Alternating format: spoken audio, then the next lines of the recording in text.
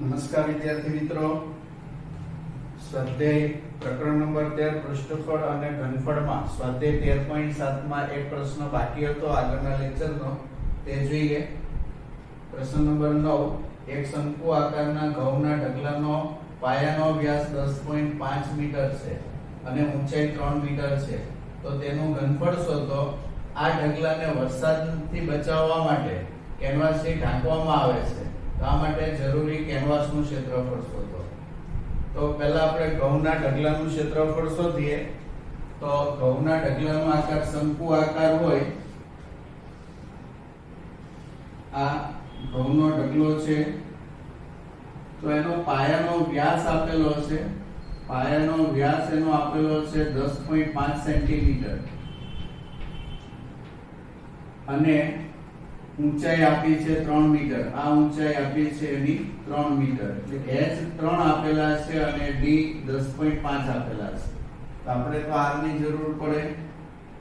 તો જુઓ, d બરાબર 10.5 સેન્ટીમીટર મીટર માટે r બરાબર d છેદમાં 2, એટલે કે 10.5 છેદમાં 2. પોઈન્ટ કાઢી નાખીએ તો 105 ના છેદમાં 20 મીટર આ પાયાની ત્રિજ્યા થશે અને ઊંચાઈ h બરાબર 3 મીટર. તો હવે જુઓ, શંકુનું ઘનફળ. શંકુ આકારના ઘઉંના ઢગલાનું ઘનફળ બરાબર 1/3 પાઈ r સ્ક્વેર h.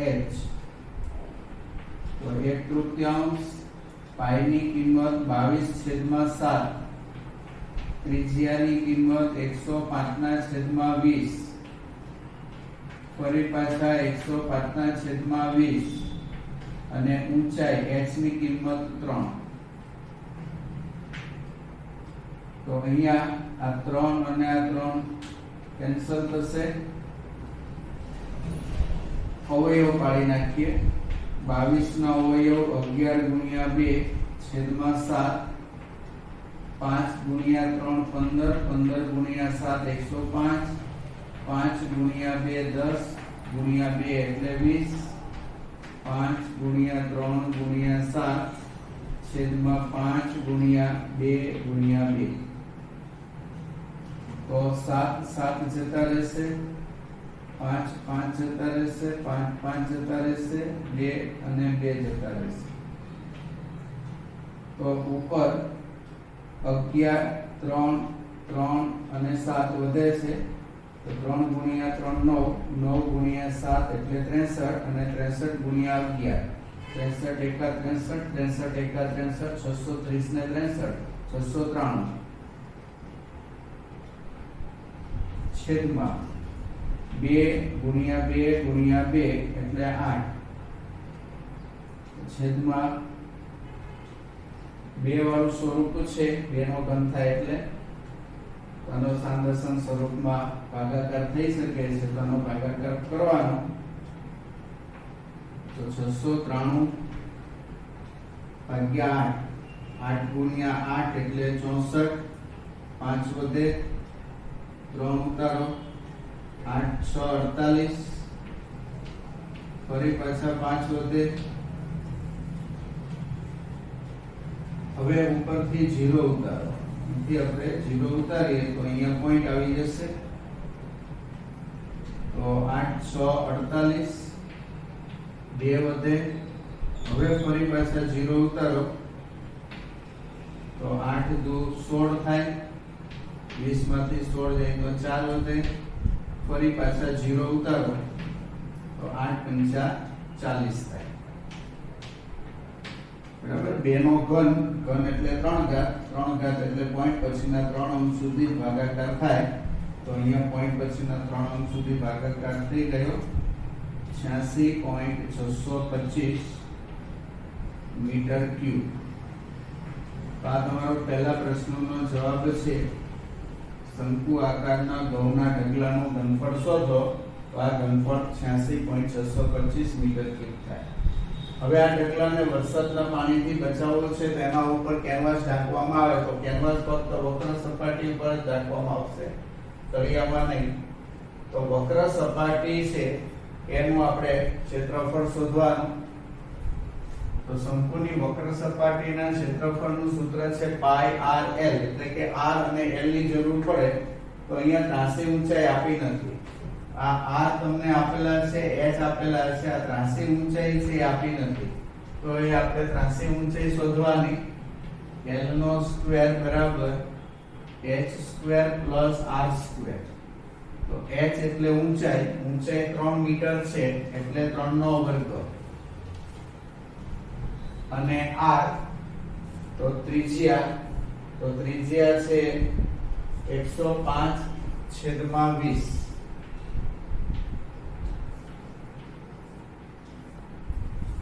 એનો વર્ગ. તો અહીંયા આપણને ખબર છે 21 ગુણ્યા 5 કરવાથી 105 થાય અને 4 ગુણ્યા 5 કરવાથી 20 થાય. તો 3 નો વર્ગ 9, 21 નો વર્ગ 441 અને 4 નો વર્ગ 16. 16 લસા લઈએ તો પહેલા પદની છેદમાં 16 નથી, 16 ગુણો તો 16 ગુણ્યા 9 144. બીજા પદના છેદમાં 16 છે એટલે અંશ બેઠો મૂકવાનો. હવે બંનેનો સરવાળો કરીએ તો 4 અને 1 5, 4 અને 4 8, 1 અને 4 5, 585 છેદમાં 16. હવે 585 છે એના અવયવ પાડીએ તો જુઓ, અથવા ભાગાકાર કરી નાખીએ. 585 ભાગ્યા 16 કરીએ. 585 ભાગ્યા 16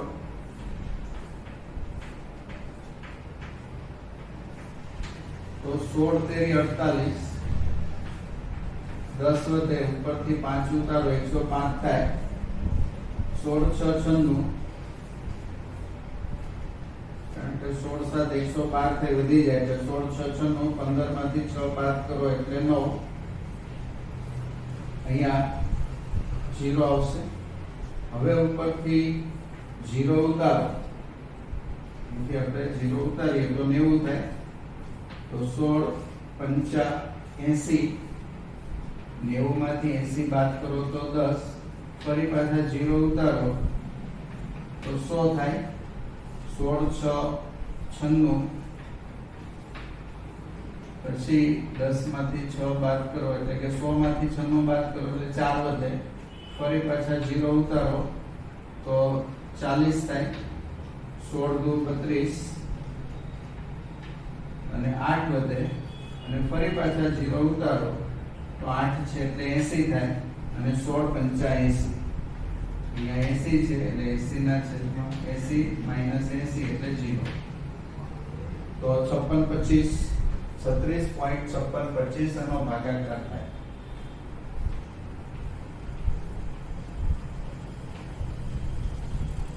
તો l² નું વર્ગમૂળ l અને 36.5625, 36 નું વર્ગમૂળ 6 છે એટલે 6 ની આસપાસ આવે, પણ અહીંયા આપણને રકમમાં આપેલું છે 36.5625 છે, એનું વર્ગમૂળ 6.05 મીટર.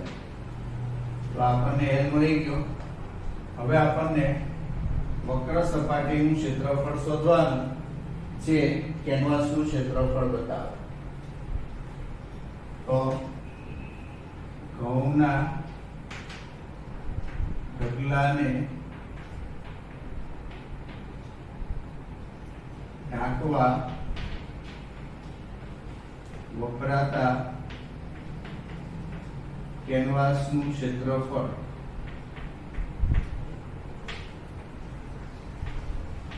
તો આ કેનવાસનું ક્ષેત્રફળ એ શંકુની વક્ર સપાટીના ક્ષેત્રફળ જેટલું થાય. શંકુની વક્ર સપાટીનું ક્ષેત્રફળ, અને શંકુની વક્ર સપાટીનું ક્ષેત્રફળ એટલે પાઈ આર એલ, એમાં પાઈ ની કિંમત 22/7, ત્રિજ્યાની કિંમત 105/20 અને એલ ની કિંમત 6.05 એટલે કે 605/100. તો અવયવ પાડીએ તો 11 × 2 22/7, 5 તેરી 15 17 105, 5 × 2 × 2, 605 ના અવયવ પાડીએ તો 605, 12 × 5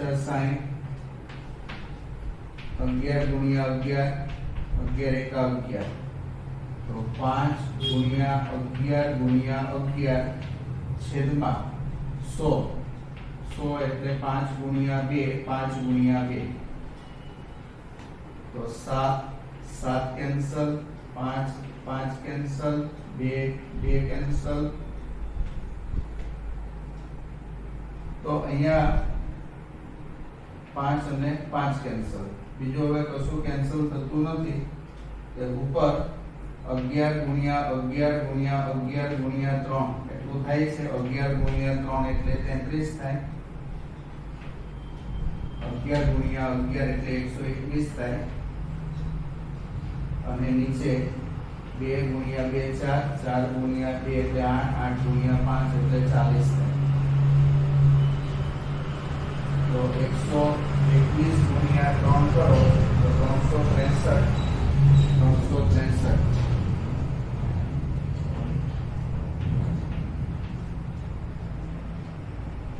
તો 3993 આ બંનેનો ગુણાકાર થશે, એને ભાગ્યા 40 કરવાના. 3993/40. છેદનું સ્વરૂપ છે 2 અને 5 વાળું છે. તમે જોઈ શકો છો 2 × 2 × 2, 2 નો ઘન ગુણ્યા 5. છેદનું સ્વરૂપ 2 અને 5 વાળું હોય તો દશાંશમાં ભાગાકાર કરી નાખવાનો. 2 નો ઘન એટલે 3 દશાંશ સ્થળ સુધી ભાગાકાર થશે. તો અહીંયા ભાગાકારમાં 40 કરીએ તો 40 × 9 360 થાય. તો 9 3 0 ઉપરથી 3 ઉતારીએ. 40 × 9 360, 3 3 0. હવે 0 ઉતારો તો અહીંયા પોઈન્ટ આવશે. 40 × 8 320 થાય. બાદબાકી 10 આવે. ફરી 0 ઉતારો. 40 × 2 એટલે 80 થાય. તો 20 વધે. હવે 0 ઉતારો તો 200 થાય. 40 × 5 એટલે 200. એટલે 99.825, 99.825 મીટર સ્ક્વેર. તો આ બીજા પ્રશ્નનો જવાબ થશે. વરસાદથી બચાવવા માટે કેનવાસથી ઢાંકવામાં આવે છે. તો આ માટે જરૂરી કેનવાસનું ક્ષેત્રફળ 99.825 મીટર સ્ક્વેર થશે. જો હવે આજે આપણે ગોલકના ઘનફળના દાખલાઓ જોવાના છે. બરાબર, સ્વાધ્યાય શરૂ કરીએ તે પહેલા ગોલકનું ઘનફળ એનું સૂત્ર જોઈએ. તો ગોલકનો આકાર આપણને ખબર છે આ પ્રકારનો હોય. આ એનો આડ છેદ આપણે લીધો છે. તો આ કેન્દ્ર છે અને આ ગોલકની સપાટી છે ત્યાં સુધીનું અંતર એટલે r. બરાબર, આ અંતર ગમે તે અંતર r થશે સપાટી સુધીનું. આ પણ સપાટી જ છે તો ત્યાં સુધીનું અંતર એ પણ r કહેવાય. આ પણ સપાટી છે. કેન્દ્રથી કોઈ બી સપાટી લો એટલે આ અંતર r થશે. દરેક અંતર r. તો ઊભી વક્ર સપાટી લઈએ. બરાબર, તો આ એનો આડછેદ થશે. તો આ કેન્દ્ર છે અને આ સપાટી છે. આ અંતર છે એ પણ r કહેવાય. અહીંથી અહીં સુધીનું અંતર બી r કહેવાય. આ અંતર લો, અહીંથી અહીં સુધીનું અંતર એ પણ r કહેવાય. બરાબર? તો ગોલકના ઘનફળનું સૂત્ર યાદ રાખજો. ગોલક કો અથવા ગોળો કો, તો ગોળાનું ઘનફળ બરાબર 4/3 પાઈ r ઘન. બરાબર? ગોલક એટલે ગોળો, ગોળો એટલે પૃથ્વીનો, પૃથ્વી છે, ચંદ્ર છે, બધાનો આકાર ગોલક આકાર હોય. ફૂટબોલનો દડો, વોલીબોલનો દડો, ક્રિકેટનો દડો, લખોટી, આ બધા આકાર ગોળાકાર કહેવાય. તો 4/3 પાઈ r ઘન એનું સૂત્ર. અર્ધગોલક, તો અર્ધગોલક એટલે આ ગોળા છે એને વચ્ચેથી આડછેદ લઈ લો, નીચેનો ભાગ અને ઉપરનો ભાગ, બે ભાગ છૂટા પડે, બંને ભાગ અર્ધગોલક કહેવાય. તો એક ભાગ અહીંયા દર્શાવીએ છીએ આપણે. આ ગોળાનું કેન્દ્ર છે અને આ વક્ર સપાટી સુધીનું અંતર છે. બરાબર? આ ઉપર વર્તુળાકાર સપાટી અને નીચે ગોળાકાર સપાટી. આ વક્ર સપાટી છે. બરાબર? અને આ ઉપરની સપાટી છે વર્તુળાકાર સપાટી છે. તો આ કેન્દ્ર છે. તો આ અંતર r થાય, એવી રીતે આ અંતર r થાય, આ અંતર પણ r થાય, આ અંતર પણ r થાય. અહીંથી એકદમ નીચે તળિયા સુધી લઈએ તો આ અંતર પણ r થશે. તો આ અર્ધગોલક છે, એનું માત્ર આપણે ઘનફળ જ લેવાનું છે અત્યારે. તો અર્ધગોલકનું ઘનફળ, તો આખા ગોલકનું ઘનફળ હોય તેના કરતા અર્ધગોલક શબ્દ વાપરો કે અર્ધગોળો શબ્દ વાપરો, બંને સમાન. અર્ધગોળાનું ઘનફળ બરાબર આ છે 4/3, એના અડધા કરો તો 2/3 થાય. 2/3 પાઈ r ઘન. તો અર્ધગોળાનું ઘનફળ થશે. હવે અહીંયા આપણે સ્વાધ્યાય 13.8 ના પ્રશ્ન નંબર 1 માં ત્રિજ્યાઓ બે અલગ અલગ આપી છે અને બંને ત્રિજ્યા પરથી ગોળાનું ઘનફળ શોધવાનું છે. તો પહેલી ત્રિજ્યા ઉપરથી ગોળાનું ઘનફળ શોધીએ. તો જુઓ, ત્રિજ્યા 7 આપી છે એટલે r બરાબર 7 સેન્ટીમીટર. માટે ગોળાનું ઘનફળ, તો ગોળાનું ઘનફળ બરાબર 4/3 પાઈ r ઘન. તો 4/3 પાઈ ની કિંમત 22/7 અને ત્રિજ્યાની કિંમત 7 છે એટલે 7 ગુણ્યા 7 ગુણ્યા 7. તો આ 7 અને 7 ઉડી જશે. હવે છેદમાં 3 વધે છે તો 2 કે 5 નું સ્વરૂપ હોય તો સાન દશાંશ સ્વરૂપમાં આવે ભાગાકાર. તો અહીંયા તો અનંત આવૃત આવવાનો છે ભાગાકાર, એટલે ભાગાકાર કરવાની જરૂર નહીં, એટલે માત્ર ઉપરના પદનો ગુણાકાર કરી નાખીએ છેદમાં 3. તો 7 7 49 અને 22 ગુણ્યા 4 એટલે 88. 49 ગુણ્યા 88 કરવાના. તો 49 ગુણ્યા 88, 8 9 72 નો 2 વધી પડી 7, 8 ચોક 32 ને 7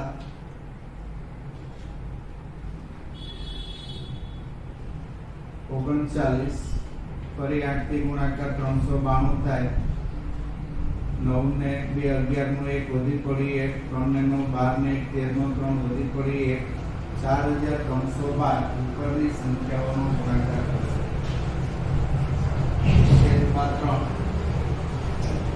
સેન્ટીમીટર ક્યુબ. તો આ ગોળાનું ઘનફળ થયું.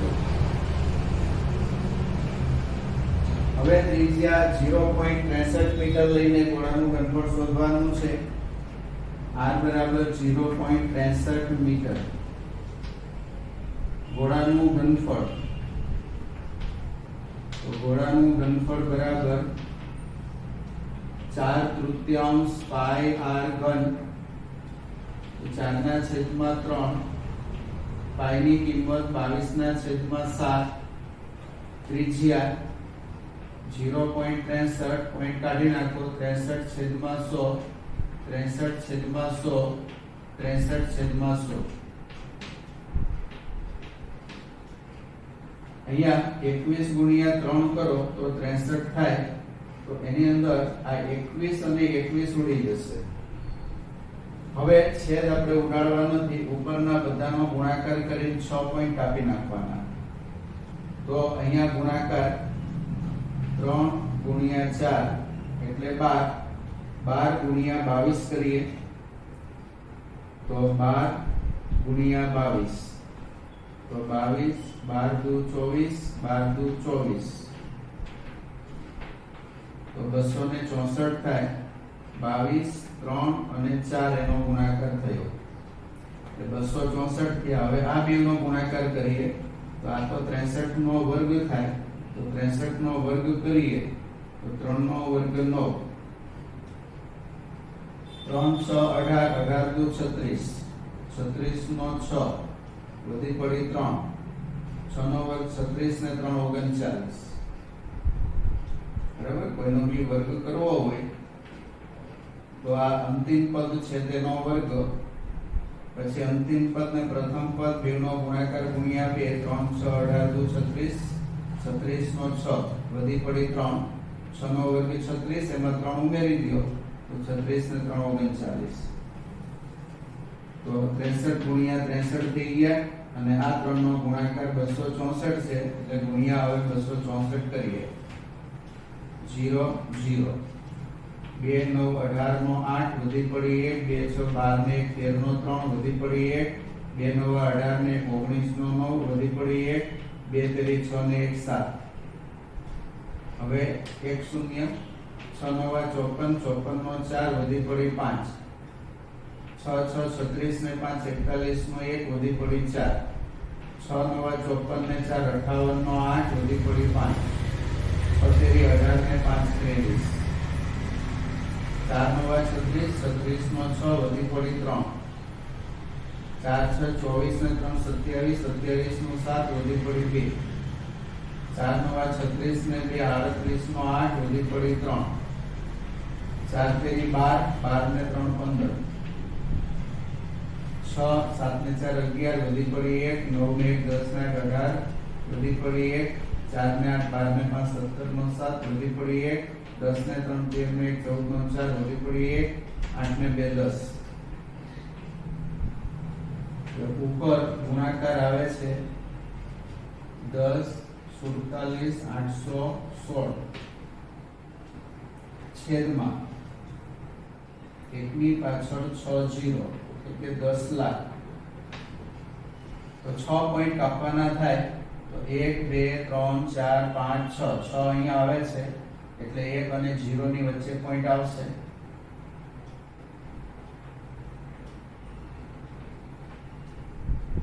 એકમ મીટર છે એટલે મીટર ક્યુબ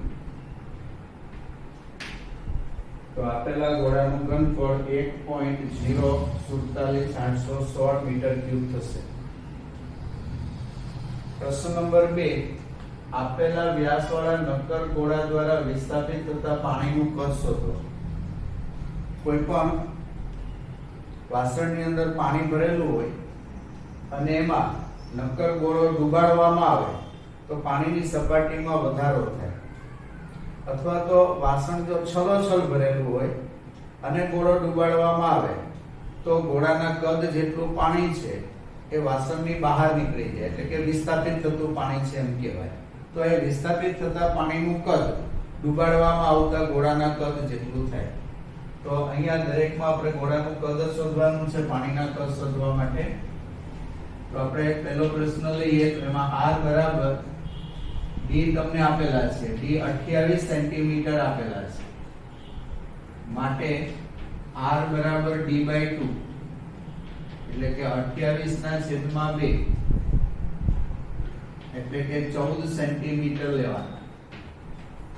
તો જુઓ નક્કર ગોળા દ્વારા વિસ્થાપિત થતા પાણીનું કદ નક્કર ગોળા દ્વારા વિસ્થાપિત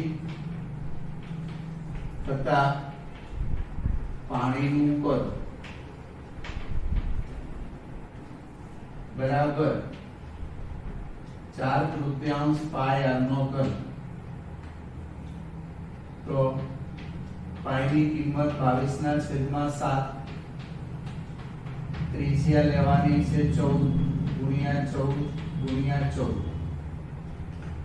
તો અહીંયા 7 ગુણ્યા 2 કરો તો 14 થાય 2 ગુણ્યા 4 એટલે 8 22 ગુણ્યા 8 22 176 અને 14 ગુણ્યા 14 એટલે 196 છેદમાં 3 છેદમાં 3 છે એટલે 2 અને 5 સિવાયનું સ્વરૂપ છે એ ભાગાકાર એનો અનંત સુધી થાય એટલે ભાગાકાર કરવાની જરૂર નથી, માત્ર ઉપરના બે અંકોનો ગુણાકાર કરી નાખીએ તો 196 અને 176 એનો ગુણાકાર, તો 196 ગુણ્યા 176 બે શૂન્ય 196 અને 1 નો ગુણાકાર 196, હવે 1 શૂન્ય 7 6 42 નો 2 વધી પડી 4 9 7 63 ને 4 67 નો 7 વધી પડી 6 7 એકા 7 ને 6 13 6 6 36 નો 6 વધી પડી 3 6 9 54 ને 3 57 નો 7 વધી પડી 5 6 એકા 6 ને 5 11 6 9 1 ને 7 8 ને 6 14 નો 4 વધી પડી 1 1 ને 3 4 4 ને 9 13 13 ને 1 14 નો 4 વધી પડી 1 1 1 એટલે 3 એટલે 34,496 છેદમાં 3 સેન્ટીમીટર ક્યુબ, બરાબર. આટલા પાણીનું વિસ્થાપન થશે. ત્યાર પછી બીજો જોઈએ તો એમાં વ્યાસ આપેલો છે 0.21, d બરાબર 0.21 મીટર, માટે r બરાબર d/2, તો d ની કિંમત 0.21 છેદમાં 2, પોઈન્ટ કાઢી નાખો તો 21 ના છેદમાં 200 થશે, આટલા મીટર. ફરીથી નક્કર ગોળા દ્વારા વિસ્થાપિત થતા પાણીનું કદ બરાબર 4/3 પાયર ઘન. 4/3 પાઈ ની કિંમત 22 ના છેદમાં 7, ત્રિજ્યા 21 છેદમાં 200, 21 છેદમાં 200, 21 છેદમાં 200. તો 200 ના અવયવ પાડીએ તો 100 ગુણ્યા 2, 100 ગુણ્યા 2, 100 ગુણ્યા 2. 22 નો અવયવ પાડીએ 11 ગુણ્યા 2. તો તમે જુઓ 7 ગુણ્યા 3 21 અને 21 ઉડી જશે. 4 ગુણ્યા 2 એટલે 8, 2 ગુણ્યા 2 ગુણ્યા 2 એટલે 8, તો ઉપર નીચે 8 ઉડી જશે. તો હવે આપણી પાસે 11 વધે છે, 21 ગુણ્યા 21 એટલે 441 વધે છે. તો 11 ગુણ્યા 441 કરવાના અને છેદમાં 1 ની પાછળ 6 0 એટલે 10 લાખ થશે. તો 441 અને 11 નો ગુણાકાર, તો 441 આગળ પાછળ લખીએ 1 5 8 4 4851 થાય. હવે 6 પોઈન્ટ આપવાના છે, આપણી પાસે 4 અંક જ છે એટલે આગળ બે 0 લખી નાખીએ એટલે 6 અંક થઈ ગયા. પછી અહીંયા પોઈન્ટ મૂકીને 0 મૂકી દઈએ. આટલા મીટર ક્યુબ પાણીનું વિસ્થાપન થશે.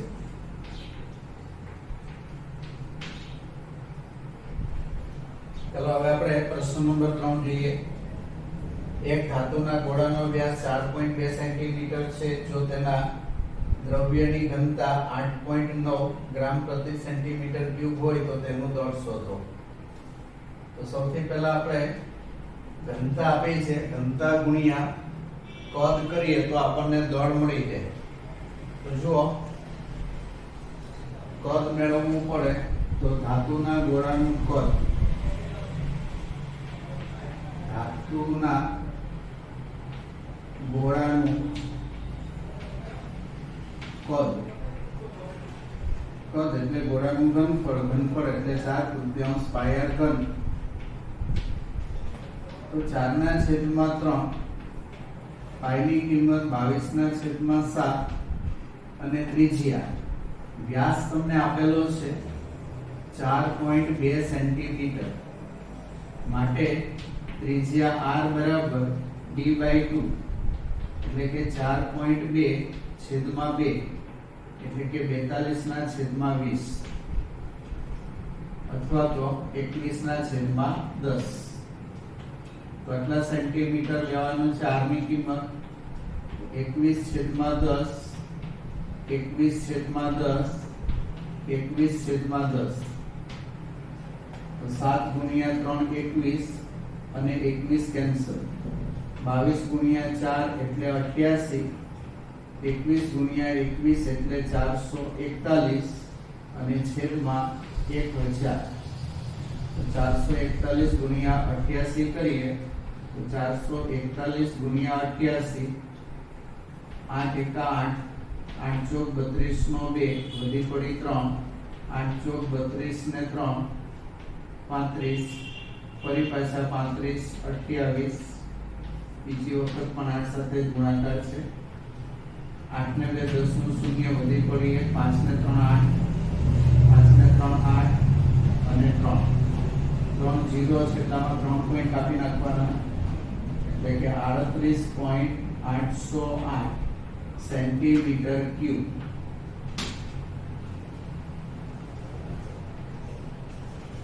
તો દળ બરાબર ઘનતા ગુણ્યા કદ